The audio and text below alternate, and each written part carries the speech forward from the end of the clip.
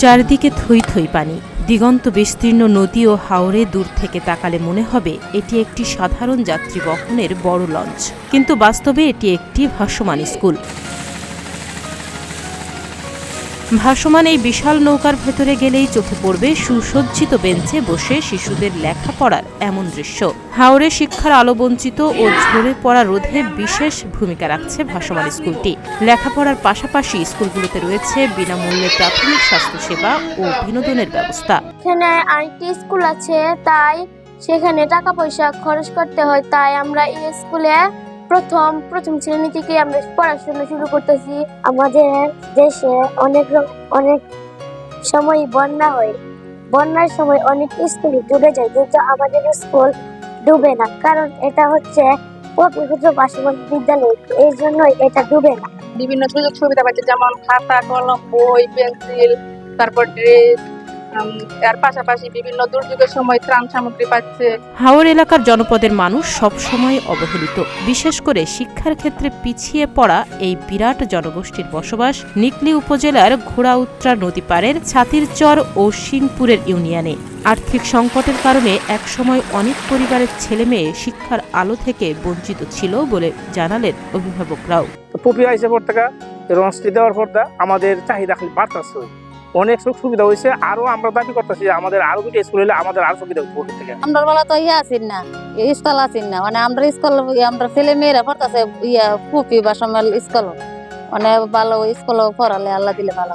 আমরা আমার এক ছেলে ভর্তি করছি, ছেলেরা আবার খুব ভালো পাস করে আমরা হাই স্কুলে চলে গেছি। আবার ছোট ছেলেরা অনেক ভর্তি করছি, সবকিছু আল্লাহর বলে থেকেই পারে, খুব আমরা খুব করাইতেছি। নৌকার ভেতরে শিক্ষকরা পরম মমতায় শিশুদের পাঠদান করাচ্ছেন, খেয়াল রাখছেন তাদের মানসিক বিকাশের দিকেও। সমাজের অবহেলিত শিশুরা এসব স্কুলে লেখাপড়া করলেও তাদের সচেতন করা হচ্ছে সামাজিক, রাজনৈতিক সহ সমসাময়িক বিষয়ে। ইতিমধ্যে এই প্রকল্প থেকে প্রায় 1000-এরও অধিক ছাত্রছাত্রী পঞ্চম শ্রেণী থেকে পাশ করে বিভিন্ন কলেজ বিশ্ববিদ্যালয়ে অধ্যয়ন করছে। এছাড়াও আমাদের প্রতিটা স্কুলে রয়েছে টেকরি কৃষি দল, তারা তাদের সমসাময়িক বিষয় যৌতুক, তালাক, বাল্যবিবাহ তাদের অধিকার নিয়ে কাজ করে। তো এই হাওর অঞ্চলের এই ভাসমান বিদ্যালয়গুলো ইতিমধ্যেই ব্যাপক সাড়া জুগিয়েছে। আমরা ছাত্রছাত্রী নেওয়ার পরেও আরও অনেক স্কুলের চাহিদা রয়েছে হাওর স্কুলে, যেহেতু এখানে সবসময় পানি থাকে। তো আমাদের স্কুলগুলো একেবারে গ্রামের কাছাকাছি থাকায় খুব সহজেই ছাত্রছাত্রীরা স্কুলে চলে আসতে পারে এবং স্কুল থেকে তারা স্কুল ড্রেস, স্কুল জুতা, খাতা, কলম সব কিছু বিনামূল্যে পায়, দুপুরে টিফিন পায়, এজন্য তারা খুবই খুশি।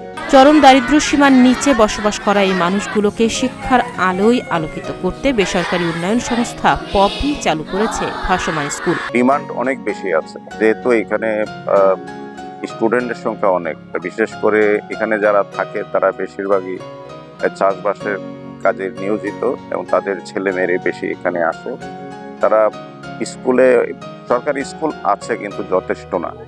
তো এখানে সন্তান সন্ততির সংখ্যা অর্থাৎ ছেলে মেয়েদের সংখ্যা অনেক বেশি, যার পরিপ্রেক্ষিতে এই স্কুলের ডিমান্ড অনেক বেশি।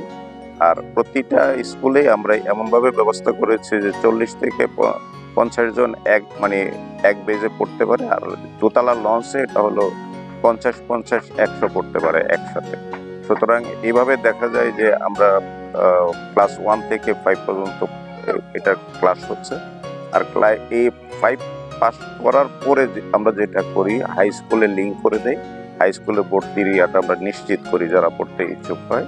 বর্তমানে পপি সংস্থা রয়েছে 7টি ভাসমান স্কুল, যেখানে 330 জন শিক্ষার্থী পড়াশোনা করছেন। ইতোমধ্যেই সাফল্যের সঙ্গে প্রাথমিক শিক্ষা শেষ করেছে 1000-এরও বেশি শিক্ষার্থী। বিভিন্ন কলেজ ও বিশ্ববিদ্যালয়ে অধ্যয়নরত তারা। তাহনিয়া ইয়াসমিন, প্রতিদিনের বাংলাদেশ।